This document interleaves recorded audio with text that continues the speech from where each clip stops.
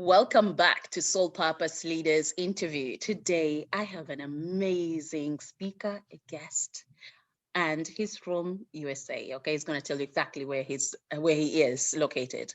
Now, Soul Purpose Leaders, it actually came about because of the pandemic.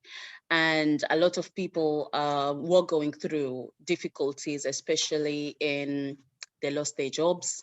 They became, the mindset, it was really hard to keep the positive mindset as they were in isolation.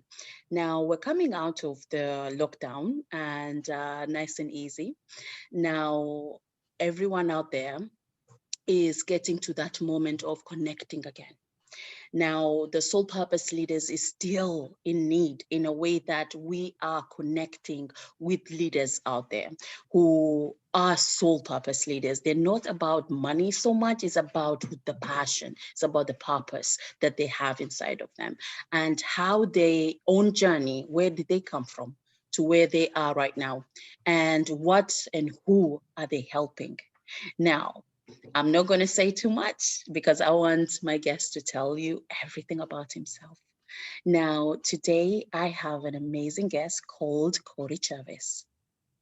His greatest passion is to coach individuals and organizations how to create a winning life and a winning culture by teaching critical principles that help from the inside out.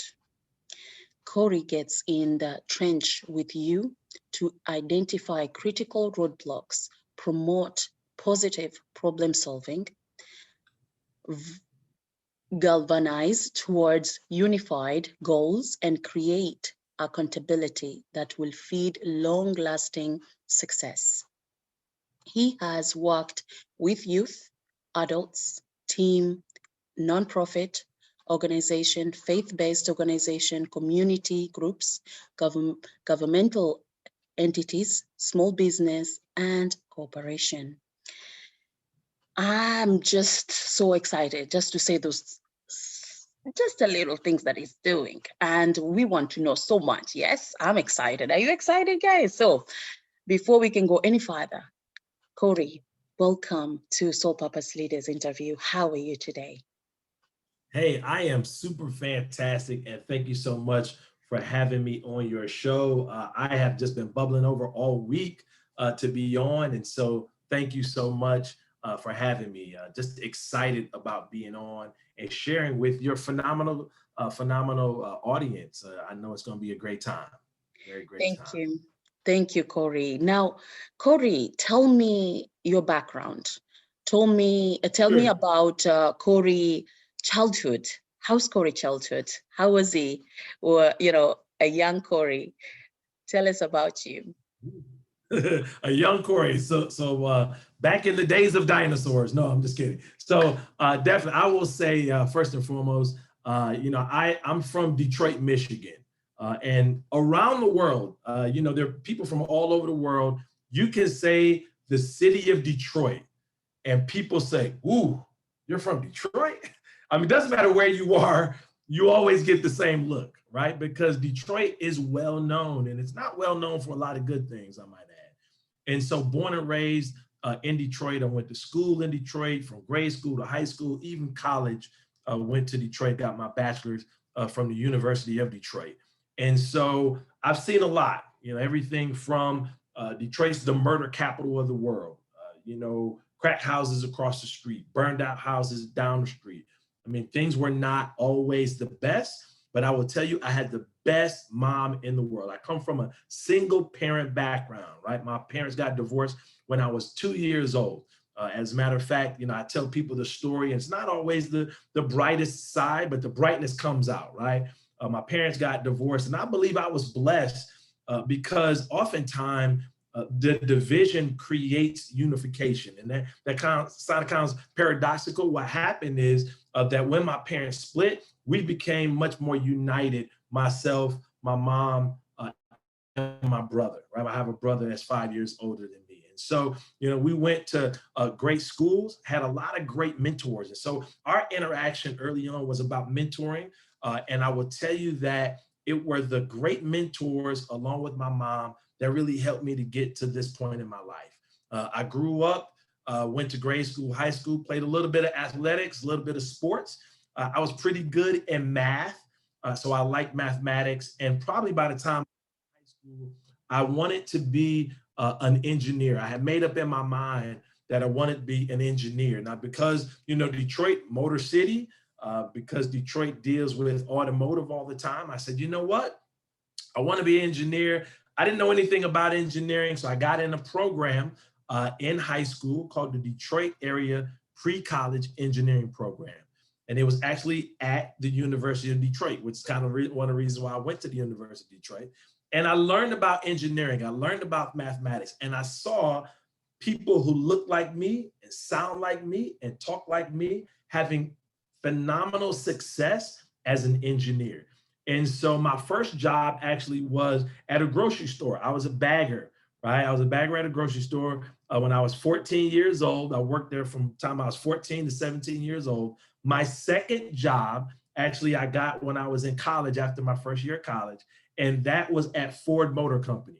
So I went from being a bagger to working at Ford Motor Company in engineering as a summer intern. And I worked as an engineer, or at least in the engineering department, all the way through my graduation in college. And then I continued at Ford Motor Company for another 15 years.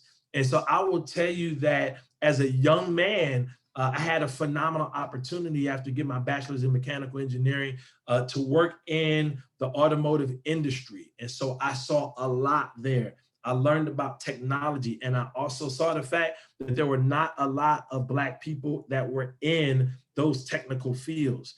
And so although I love the money and I love the excitement and I love being able to be an engineer, I wanted to do more to help people who look like me and come from where I was from to get to where I was. And so I actually took the buyout after 15 years of working at Ford Motor Company, and I went back to school to be a teacher.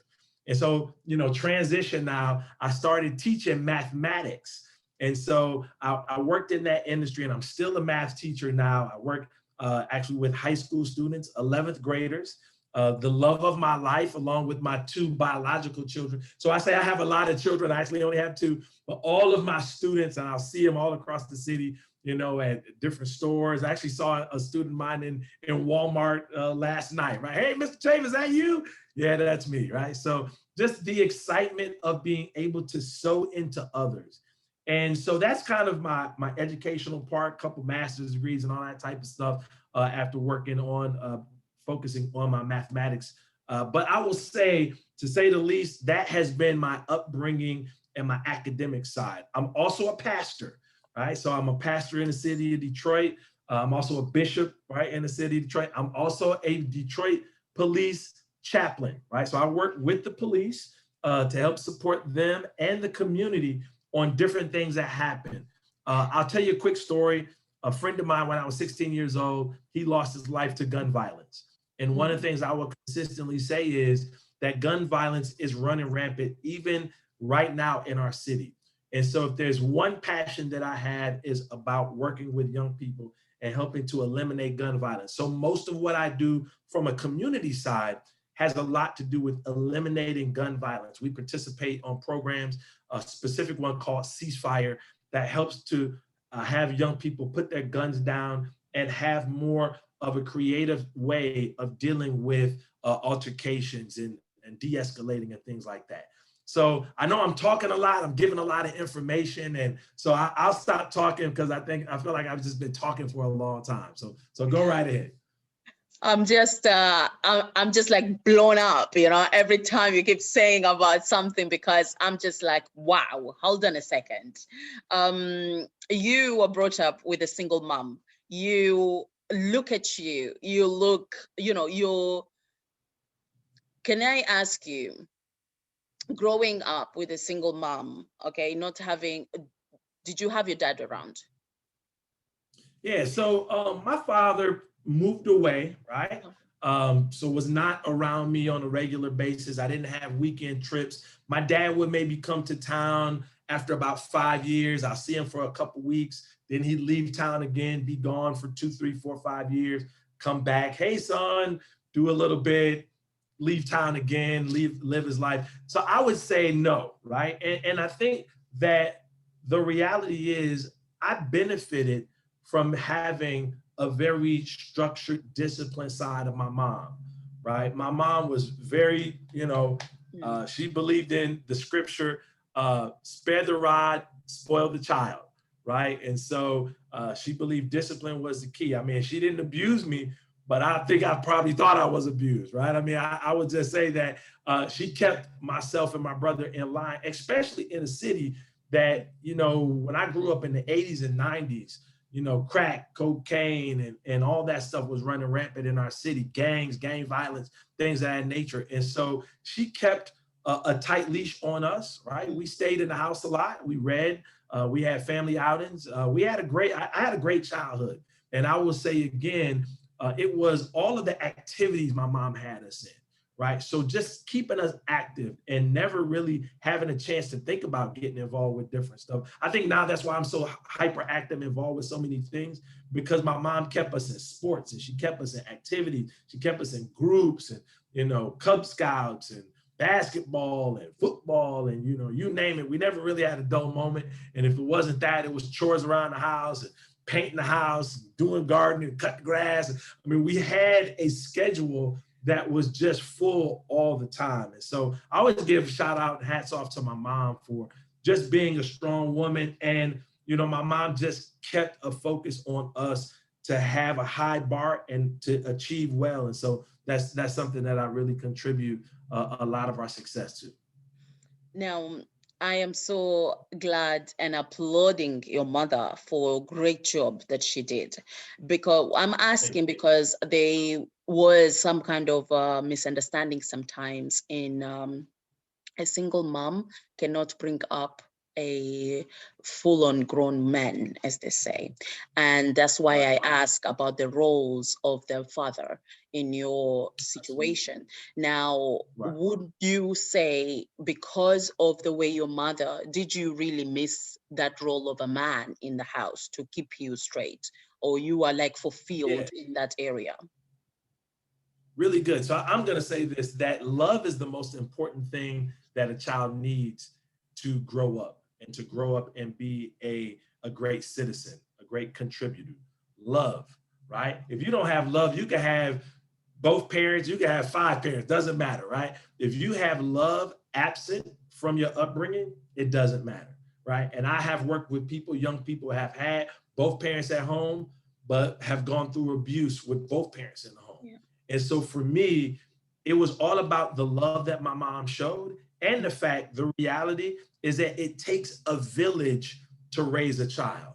And so although I didn't have my biological dad, I had my pastor, right? So when I was 17 years old, I joined the church and my pastor really became my mentor. He's my son's godfather today, right? And it is so important that we always have some strong male leadership, right? To learn what to do, but I also learned what not to do from having the absence of my dad. And because of the absence of my dad, I probably do the reverse of what my children kind of need. So now, my dad never went to any of my sporting events. I'm at all my son's sporting events.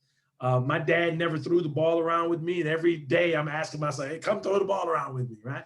So it just becomes, you do what you needed when you were a child. So I don't necessarily say that you can not have success if you don't have a man around. I think it's important to have inputs from both men and women, but some of those folks may not be your dad. They might not be your biological mom, and yet God will bless you with what you need when you need it. I'm a firm believer. See, I'm a faith walker, right? So I believe whatever you don't have, God will provide for you, right? So even though my biological dad was not present, my spiritual dad was so present. He was always there with door wide open, right? He wasn't one of those pastors that closed the door and said, see me, set up an appointment 3 weeks from now. I could knock on his door, come on in, right? Come over to the house, whatever it is. And we talk and I share feelings and he tell me, hey, this is what men do, right? Great men do this. And so I think it's so important that we help people understand there is never an obstacle that God cannot take you to and through, right? God will take you through it. Absence of a father, it's okay. Absence of the mother, it's okay, right? Whatever you need, he will provide all your needs. And I just believe that wholeheartedly. So again, I stop talking, I get long-winded. You got to pull my coattail sometime because I get long-winded, I get excited. Well, you suck me in as well. So I'm just like, okay, keep going, because I can see that you are driven with your dreams, your passion inside of you. Now, can you go back to the beginning where you had the passion of mathematics, where you had the passion of becoming an engineer? You're like, I didn't even know about engineering. I don't know what they do, you know what I mean? But I wanted it. Can you share with us, what did you see someone, as an engineer, or did you hear, or did you look at something that made you have that interest? And about mathematics, is it a natural thing, or was it like you're sucked in when you started to have to learn about math? Can you tell us a bit about that, please? Yeah, absolutely. And it's not going to sound as wonderful and super intelligent as you might think. Again, growing up in Detroit, you saw people who had money, right? I mean, the drug dealers had money. They had the nice cars. They had all the ladies and all of that type of stuff. And so when I was a kid, I knew, well, I can't be a drug dealer. My mother killed me, right? And so I need to find out how to get a job that pays pretty good money, right? So I can kind of live and have a good life, right? And so I started investigating. I started asking people, what kind of job is, what kind of jobs out there where people have, nice career, good money? And everybody said, man, you should be an engineer. Really, what's that? Engineer, what do engineers do? And I will tell you, a friend of our family actually came to our house. He was an engineer, again, from the neighborhood, and he was actually working for Boeing. And I don't know if you ever heard of Boeing, but Boeing is the company that works on planes. And he specifically worked on something called the stealth fighter. The stealth fighter was top secret back probably in the 80s, okay? And so, when I was a kid, he came to the house. I think I was maybe 9 or 10 years old. And he came to the house, he pulled out top security clearance, right? He had actually moved away from Detroit and went to Washington State and had been working on this. He pulled out his top security clearance and my eyes lit up. I said, wow, right? And then he pulled out his paycheck, right? And at that time, nobody had direct deposit. Everybody had a paper check. And he said, count the zeros. Now, my eyes are, whoa. And I will tell you, that was more zeros than I had ever seen in a check before. And so that was something, again, this was a person from my neighborhood, right? Where I grew up, who was having success. And so I think one thing that we have to learn about success is that young people can achieve anything if they see other people having the same level of success. And so, right now I tell people, I'm a winologist, right? I specialize in the art of helping people create a life that looks like winning for them. But the biggest thing is you have to see it, right? You have to have some type of model that looks like what you want to have, and then you go after it, okay? And so for me, that's what happened to me. I saw it and I said, I don't even know what it is, but I want that. Right? I want to be this engineer, right? And then I learned the math and I learned all the science and applied technology, but really it was about seeing the success of another person and saying, you know what, I think I want to live like that or similar to that. Wow, that is the most realistic way as well, because what you just said, and to seeing someone who lives in the same way, location, same environment as you, and for you to know that if he can do it, I can do it too. Now, tell us also about your becoming a pastor, you becoming, you're doing other things as well. How did that come about as well? Sure. So yeah, I tell anyone that, um, where my decision was to go into engineering, my calling was to speak blessings and to speak the word of God in other people's life. And I believe that ministry is a calling. right? So anytime we speak into people's life, we have the opportunity to do that and to help change lives. And so, again, I probably felt that calling in my teenage years. I was about 17, 18 years old when I really started feeling that yearning and burning to want to help other people and speak into other people's life. And so got excited about that. And again, because I had a mentor and my pastor, I went to him, I told him, what is this? Right? I'm feeling like I want to speak to people and talk to people. And he kind of gave me some basic training, right? Some fundamentals, right? The one thing that was important for me is that he taught me you're never too young to play an impact on someone else, right? And I think too often times we believe that being an impactful person is limited to financial gain or age or, status, but you can be an impact to anybody, especially when you're able to speak into their life. And so, again, I started preaching when I was, close to about 20 years old. And from there, again, I've been preaching ever since then. I'm 47 years old. And so been preaching for more than half my life. And, I count it an honor and a privilege, right, to speak to others. And now, not only preaching in the pulpit, but also being able to share those things that are really about success and winning in life, because I've learned also it's not really just a religious conversation. It's about being able to have success in life in general. And so I'm excited to actually now kind of transform that speaking opportunities into all areas and actually have a book out. I'm an author as well. My book is called The Vocabulary of Success. It's actually on Amazon. People can go to it and take a look at it and take a look at my website. And it kind of shares a little bit about those conversations as well, just kind of speaking success into other people's life. So the name of my church is actually Victory Community Church. So I always had this thing in my mind. God's always put in my mind, victory, success, winning, those things kind of always kind of marinate in my mind. And so those are the things that I coach people on now and try to help people understand that they can have a very successful life and lifestyle. Amazing. Wow. Do you have a copy of your book? If I have a copy of my book, I in the other room. I do have a copy of my book. When we get ready to get done, I can go grab a copy and hold it up for people. But it's right on Amazon, and again, folks can go to it and take a look at it. Or my website is actually www.cjchavis.com. And so my first initial, middle initial, and last name, and they could take a look at and buy the book right on my website. Okay, so don't worry if you didn't catch that, because I will put it on the description and you'll be able to just go to it. I'm a visual person. That's why I like to ask for the pictures or something I want to see.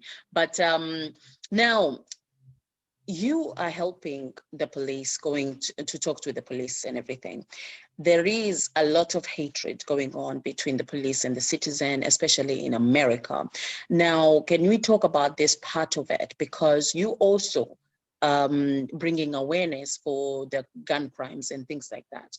Now, where did that desire of helping, because you are kind of in the middle, you're a neutral place because you're helping both sides. Can you tell us on your own version, on your own truth, that where did it start? How did you approach it? And how is it working? Sure. So, as a police chaplain, I've been a police chaplain for over 10 years now. And I would tell you that the police have never been, at least in America, at least where I'm from, the police have never gotten a lot of applause, right? I mean, the police have always been that entity that just the community was not always excited about for whatever reason. And I would tell you that for me, the reason why I became a police chaplain was all about bridging that gap to bring people together. Classically, from a classical understanding, the police are designed to help citizens, right? And citizens should look to the police for help.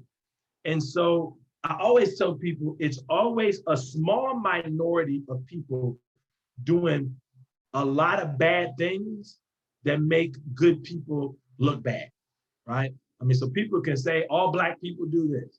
People say all the police do that. Women will say all men do this, and some men will say all women do that, right? The reality is there's a very small amount of people doing those things, but we generalize a lot. Now, I will tell you that the police and community relationship has been fractured, especially in America. I will tell you that, especially in the Black community, because there have been too many shootings of Black men and Black women without enough really holding accountable those people who have done those wrongs, right? And I think it's important at this moment in our history as a country that we come to grips with that, right? That we cannot continue to allow that to happen. However, that should not mean that every police officer is a bad police officer and every person that's out doing the work of justice is bad. I know that to be untrue because I have friends that are officers, right? I pray with them and I talk to them and they go through the same thing that we are, because ultimately, guess what? Police are human beings too, right? They have frailties too. They go through issues too. And so I'm a sucker for the underdog, right? I love to work with the people who probably go with the worst, go through the worst possible issues.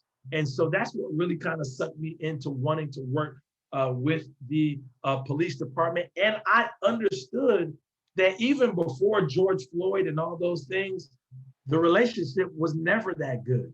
And so one of the things I wanted to do as a community leader is to help bring the community and police together, right? We're still trying to do that. And of course, the George Floyd incident really kind of broke a lot.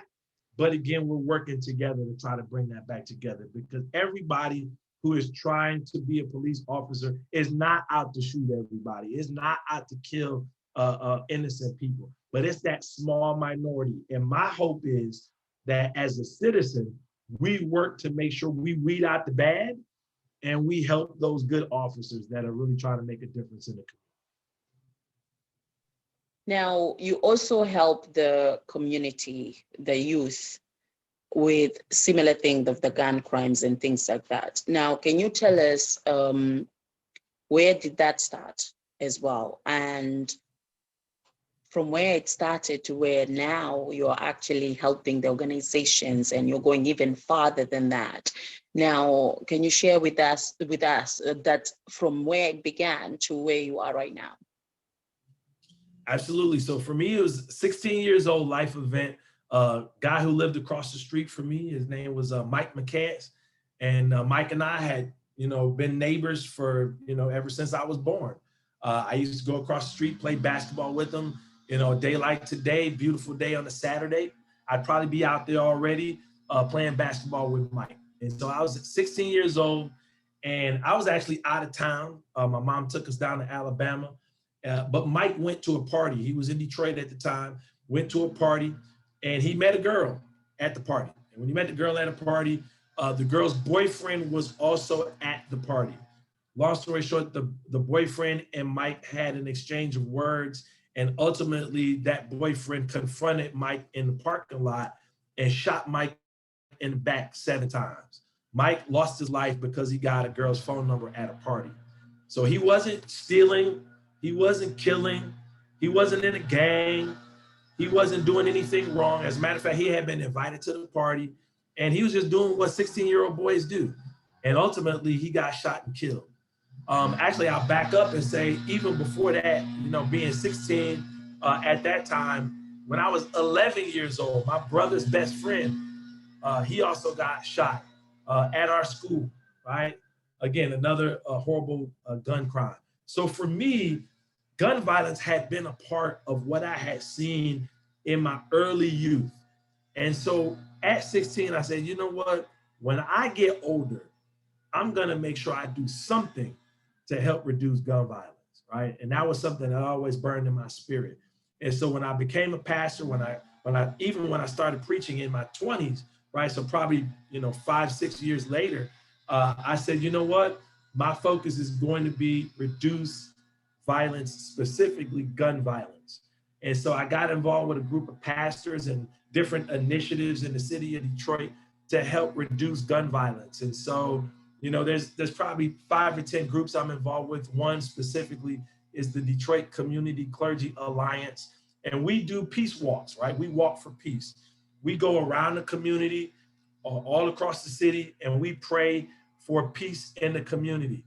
We'll stand in front of drug houses, we'll stand in front of, gang members. And what we've had is almost miraculous, right? We've had people come out of dope houses and come out of the prostitution ring or whatever, and they would join hands with us and pray with us. They'll put their marijuana joints down and they'll put their liquor down and they'll join hands and pray with us because people really want change, right? People really want change. And oftentimes we don't know how to change, right? We want to change, we just don't know how. And we often don't think other people really will help us change. And so we've connected again with a group called Ceasefire that has a lot of opportunities for people who want to make those type of changes in their life. Everything from school changes to physical change in terms of housing.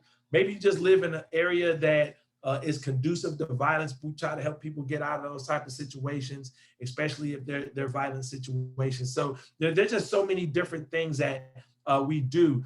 But more than anything else is being a listening ear and being that mentor, right? Help often looks like just sitting and listening.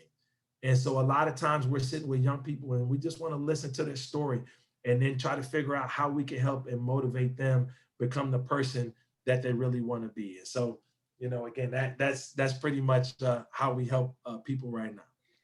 Well, it seems that your job is kind of entwined with everything else that you're doing in your life. And I love those analogies that you've got, the winning and the victory and everything that is all about. Because when you're a young person and all you look is a winning person, because deep down, whatever the trauma or whatever's happening, whatever's going on in your life, you want to be in that winning box end of the day. And you having that, ability to just show up and say, you can do it too.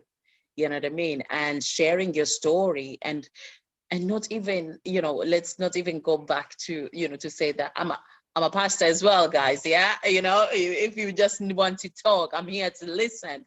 But because you've got that already, you know what I mean? It's just introduces itself to you. And that's what I love about it, because you are like all in one kind of thing. And I'm so happy and I'm applauding you for what you're doing. Now, what is that next step, or what is that next goal, or where are you, heading from now? Sure, yeah. So for me, my next steps are really focused on getting to help individual people, right? I mean, I do a lot with schools in the city, but right now, my focus is really on creating a base of just being able to help individuals, right? Help people understand what does it really mean to win in life, right? And so, I'm a certified life coach now, and love to just grab a person by the hand, or it might be a person, might be a group, might be a company, a business, what have you, and just say, hey, first of all, let's define what winning looks like, right? Because so oftentimes we say, hey, I want to be a winner, right? And I say, okay, well, what does that mean to you, right? Winning is analogous to success, right? So what does success look like to you? And I think the pandemic helped us a lot with an understanding of success, because people thought success looked like, money, cash, cars, and clothes, right? Money, all those type of things, right? And the pandemic taught us none of that stuff is really important at all, right? The health is wealth. And so, the 4 pillars of our focus as a winologist is mind, body, spirit, and relationships, right? That I believe first and foremost, you have to focus on the mind, right? Transformation, right? Real change starts in the mind first, right? So it was like you said, when I was a kid, when I was a child thinking about being an engineer, I became an engineer in my mind way before I became an engineer in the body, right? Before I went to college before. My mind said, I want that, right? So true transformation starts in the mind, right? So the mind is the first place change begins, but then the body, right? And I talk to people about the body a lot because, again, health is wealth, right? And so too often times, I don't think people really appreciated prior to the pandemic that their body is the only body they have, right? Until people got sick and got COVID and, all those different things. And so, health is a big focus of mine. I lost actually 70 pounds. I used to weigh 320 pounds back probably 2 years ago, right? And so I was a big fella, right? I was standing around sweating, eating a sandwich, right? I mean, I was one of those type of guys. But the focus was that you have to change your habits, right? So body change comes through habit change, right? And so those are things that we try to help people establish core habits that are beneficial to the body. So mind, body, spirit, right? Spirit is always something we need to focus on. That's my spiritual side, meditation, prayer, right? Having peace and harmony within oneself, right, is so important because those things then lead to relationship. Peace and harmony within will help you have peace and harmony without, right? And so having harmony in your marriage, with your children, with your community, all those things are super important. And so that's my focus, mind, body, spirit, relationships. And we're having a great time just teaching and coaching and helping people achieve their success by first defining that success and then finding where they are and then finding a path to get from where they are to where they want to go. Wow, that is great because we need to understand, we need to have the strategy, we need to have plans, and we need to have the main focus of where we're going. So yes, this is it. This is the best thing for any youth or even adults. We need that too, okay? Because we think sometimes, we already have children, those days are past. But are they really? I don't believe that. So right. I am so happy and blessed to have you today, Cory, and to enjoy this time with you. My last question today is that what message would you give to a young person who's going through difficulties at the moment and can't find a way out, just they're stuck? What would you tell them? Absolutely, yeah. So for any youth or really for any person, right? Because I believe even as young people, as we get older, we believe our problems go away, and I think they just multiply, right? They're like gremlins sometimes that get wet; they just multiply. And so I would just tell anyone that's going through difficulty, know that your current situation is not your final destination, right? It's just a part of the process. Okay. And so too oftentimes we believe that where we are that moment is the last thing that's ever going to happen to us. And what we really got to help people understand is there's more to come in life. And so we have to just keep going, right? Keep going, keep pushing through. Winners know that life is a marathon and not a sprint. And so, yeah, it seems like oftentimes we're tired, we're sprinting, we're moving fast, but we've got to go for the long haul, right? Pray for the long game. And the long game is that you have to set goals that are 5, 10, 15 years down the road, but it starts with today. So let's master today, right? If you really want that change in your life, master today, and then let's focus on our plans for tomorrow. And if you consistently do that day in, day out, transformation starts to take place, but it happens over that time of understanding. It starts with what you're doing today. So don't give up, don't give in, don't give out. Your best is yet to come. That's my words of encouragement for anybody that's going through. Thank you so much. Thank you. Now, I know I said the last question, yeah? I'm like Columbo. Hold on a second, one more question. Can you tell us where do you like to hang around? Okay, not just Detroit, but also in the net. Okay, where do you like to hang around so we can either stalk you or we can find you? And so please do share with us. Oh, absolutely. Yeah. So people can find me anywhere on social media. I'm on Instagram, Facebook, and Twitter. All of them at Cory J Chavis, right? So Cory J like Jack, and then Chavis, Chav as in victory, Is as in super, right? So Cory J Chavis, you can go again, Facebook, Instagram, or Twitter. You can also go to my website at, again, cjchavis.com. And there's some great things, right? We've got our clothing line, the Winologist clothing line. We focused on helping people wear their win, right? So you want to always have, I love to have some type of positive message. So you can go there. There's some great t-shirts that people can grab. And again, we ship all across the world. So if people want to get that, they can. Also, my book is there. You can go there and find that information. And then just different events that we're having. I probably need to make sure they're updated. But any speaking events, we work with Sean Fair, and we're actually on Stage Plus. So if people want to go to On Stage Plus, some of our speaking events are there as well, where we help people. And if you want to catch us for just church service, right? So for people who want to just kind of see us speak, every Sunday at 11 o'clock Eastern Standard Time, we're also on Facebook Live giving a powerful message. So that's a lot of ways you can connect with us and stay connected. And again, I just want to say thank you for the awesome job you're doing, for the great people that are following you, and all the blessings that are happening across the world. Again, I was so excited about making this connection because I just see and feel the spirit of greatness that is on your life. So again, thank you so much for all you're doing as well.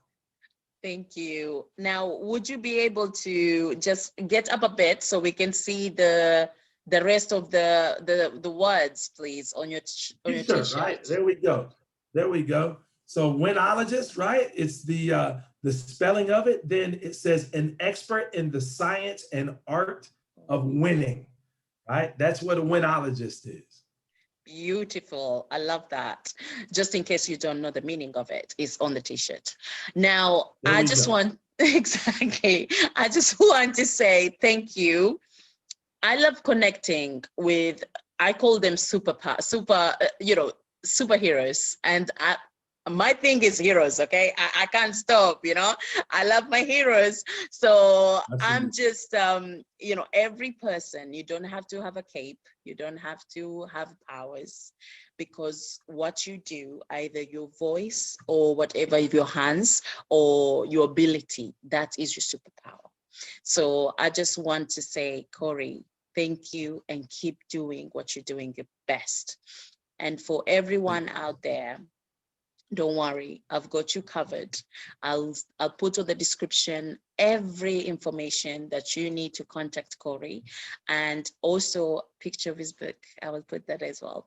Now, Cory, thank you, and I appreciate you.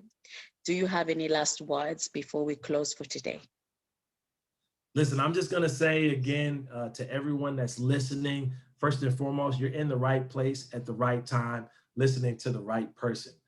I will tell you that I am so excited about the work that she's doing, and the heroes that have been aligned, those that have come before me and those that will be coming after me. So stay connected to where you are, but then always remember every day is an opportunity to get better and to win. And so we want to make sure that we awaken the winner in everyone. That's always my last word. Appreciate you again. Love what's happening here. And I'm looking forward to making more connections. And again, I got to come to the UK soon. And you got to come over to Detroit, Michigan. And we're going to have some travel events coming soon. Oh, yes. The only thing for me, though, is that I've built up relationship everywhere in the US. So I can't just come in one place. So I don't know how it will happen. You got to do your nationwide tour. There you go. How long will it take me? A month? Probably at least a month, right? There's a lot going on here in the States. So, just plan several trips. I'll put it like this. Plan several trips. Okay. And for you as well, I can't wait to meet you in London. Okay. It will be amazing. And you're going to love it. It's totally different. Bring your umbrella. I'll bring my raincoat. Yes, bring your raincoat. And thank you so much, Cory. And I hope to see you in this platform again. Absolutely. God bless you. Take care. Have a good one. You too. Take care.